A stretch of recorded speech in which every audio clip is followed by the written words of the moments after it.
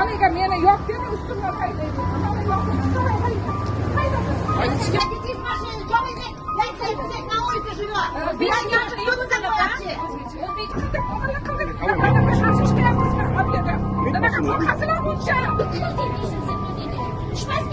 Prezidentimizga murojaat qilyapmiz.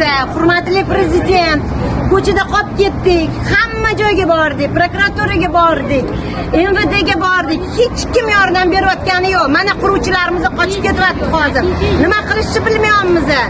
Siz uyingizga bormoqchimiz endi. Nima qilaylik? Militsiya chaqirganmiz, kelmaydi. Yordam bering. Shuncha bosh bolalari bilan mana shu bola hali tug'ilmagandi. Mana onkologiya kasali bilan o'tirishibdi. hurmatli Shavkat Miromonovich, sizni juda ham hurmat qilaman, tishlarimda ko'rib chiqaman. Lekin mana shuncha vazirliklarga bordik, organ xodimlari, prokuratura qolmadi, ichki ishlari qolmadi. Mana men bilan o'lkaga yo'talman degan, shundan bosib o'sib ketamiz deyapti. O'zim onkologiya kasalman. Uyimizda ham qora xalqdan foydalanyapti faqat. Bizga o'xshaganlar shaharda to'lib yotibdi. Bizdan va'da berdilar, men yordam beraman deb. Lekin ular buyruq bergan buyruqlarni GUVD, MVD umuman bajarmayapti.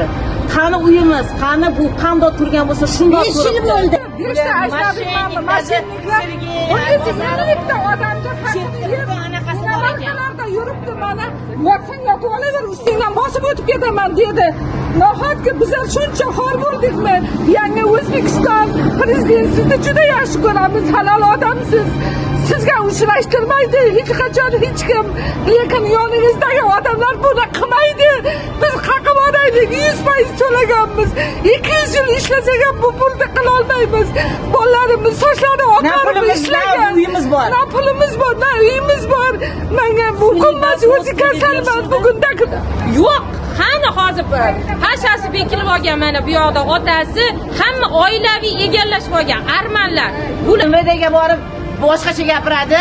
Bizga kelib turib mana sallaga figushkasini ko'rsatib, na uyingni olasan, na pulingni olasan.